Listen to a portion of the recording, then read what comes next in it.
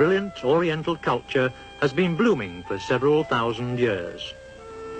Dwelling on a land blessed with breathtaking scenery, clear water, beautiful weather and fertile paddies, over the centuries the Korean people have gained traits of worshipping their ancestors, upholding decorum and seeking peace. For centuries, the peace-loving people have enjoyed songs and dances and have created the world-famous choreo celadons.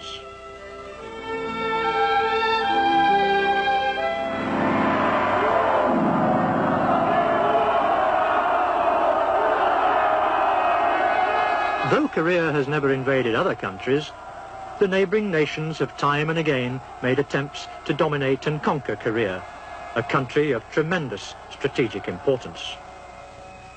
Whenever a foreign people invaded, Koreans exercised their collective strength to block and repel the invader.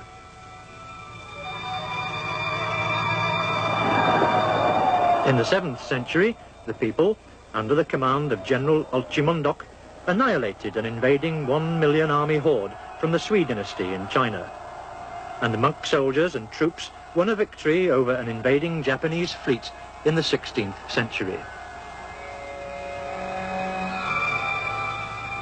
One reason the Koreans could defend their land was that they had long practiced traditional martial arts.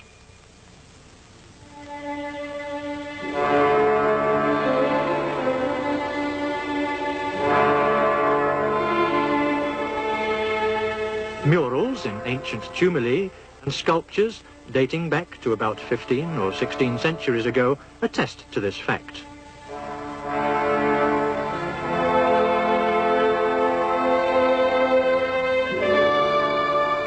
This book, the Illustrated Martial Arts Textbook, systematically introduces the centuries-old Korean martial arts. It was published in 1790 during the Yi dynasty. From the book, we learn that Korean martial arts were divided into two main categories, those for men of the sword and those for men of letters. One example of the former is fencing.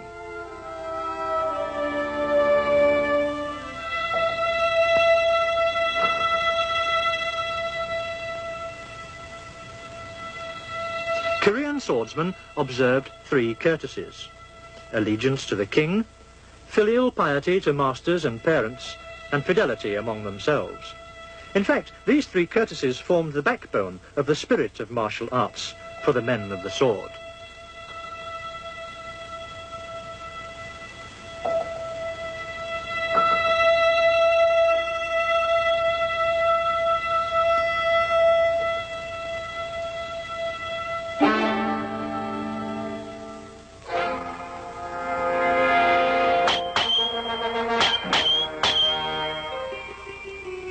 Korean ancestors had thus placed the ultimate goal of martial arts not on the taking of life, but on the development of the spirit.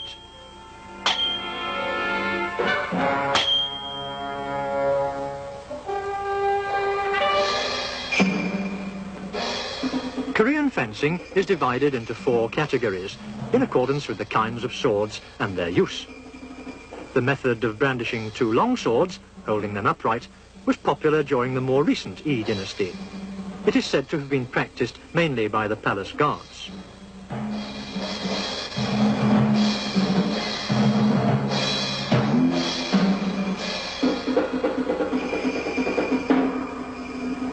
This method of using two short swords or knives was the favourite of court ladies serving the king. This fencing method is still evident in the form of a folk dance, the sword dance.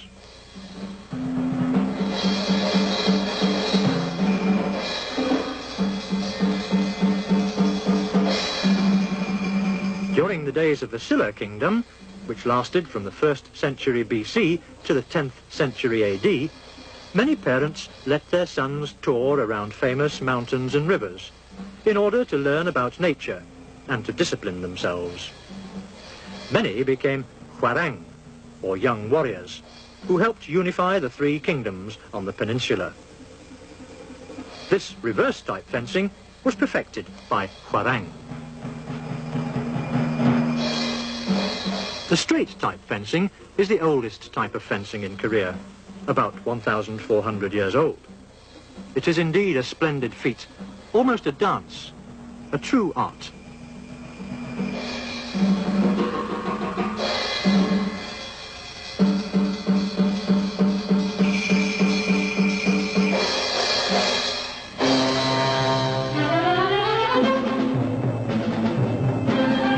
The men of letters who studied Confucianism and members of the royal family also learned and practiced martial arts, but in a very different way from the men of the sword.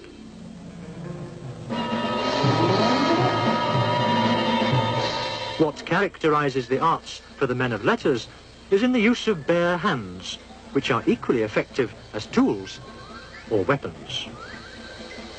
Martial arts of this category, which comprise some 3,600 different kinds, have been developed as a self-defense art. Let's look into some of them.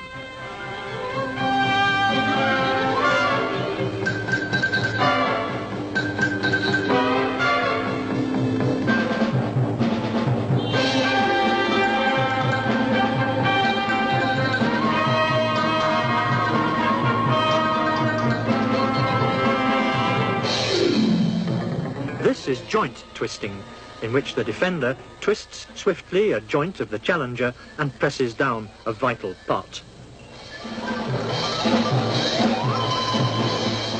Since the arts of this category take advantage of the weaknesses of muscles and joints, the defender is able to overcome the challenger with less strength.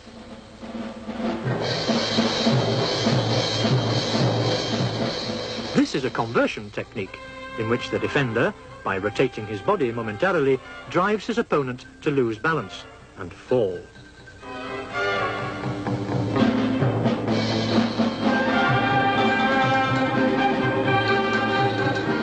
The apprehension technique, which binds and sends a wild rogue to a perfect fix with the aid of a piece of rope, was a martial art police officers had to practice in the old days.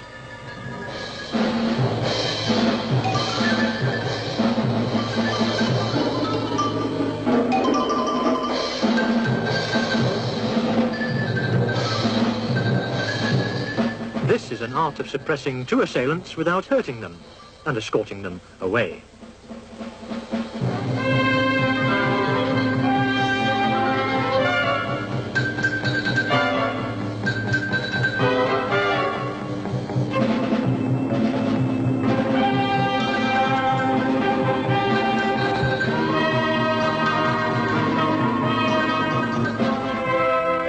In the olden times, a fan carried by a nobleman often played a role as a weapon of defense. The technique is said to be about 10 centuries old.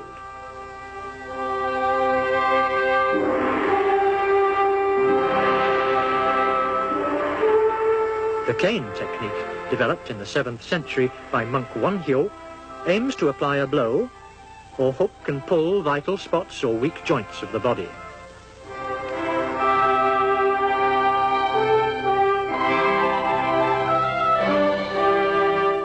The surprising effectiveness of a slender piece of stick stems from a serious systematic study of the human body.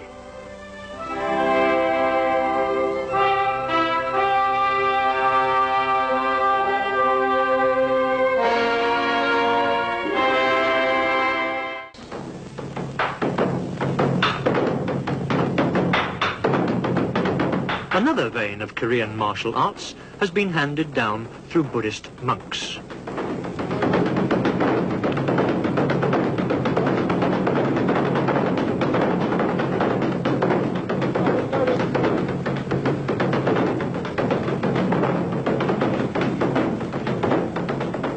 Whenever the destiny of the country was at stake, monks organized army units and fought against invading forces.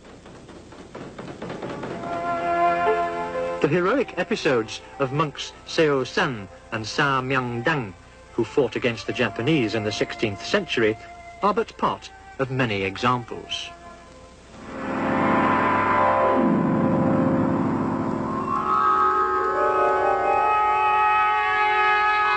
The Buddhist martial arts of Korea have a close relationship with sitting meditation.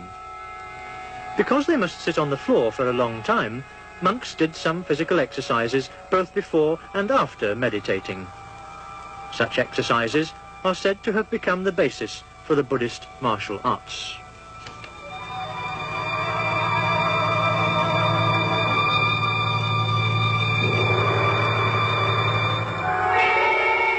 Let us view the club technique, a favourite of monks in ancient Korea.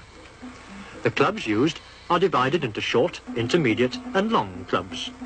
We are looking at a kind of intermediate club dance, a series of attack and defence stances connected together.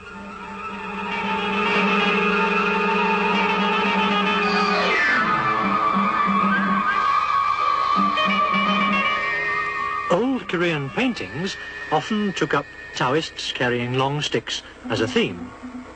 The paintings could well be regarded as historic evidence which implies the use of long club techniques.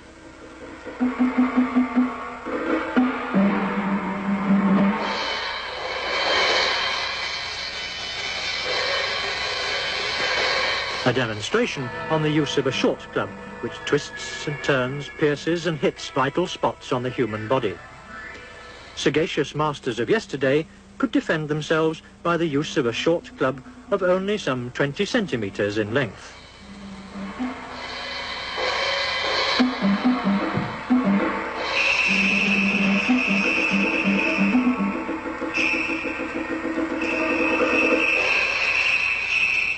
Korean Buddhism has an age-old tradition of defending the country.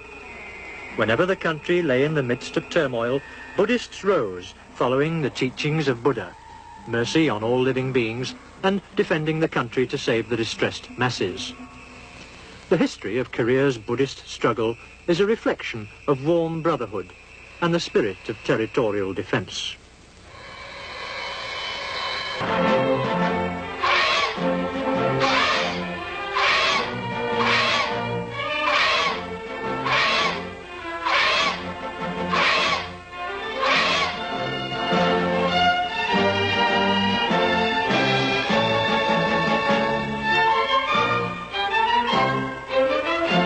The traditional martial arts of Korea, now national games or sports,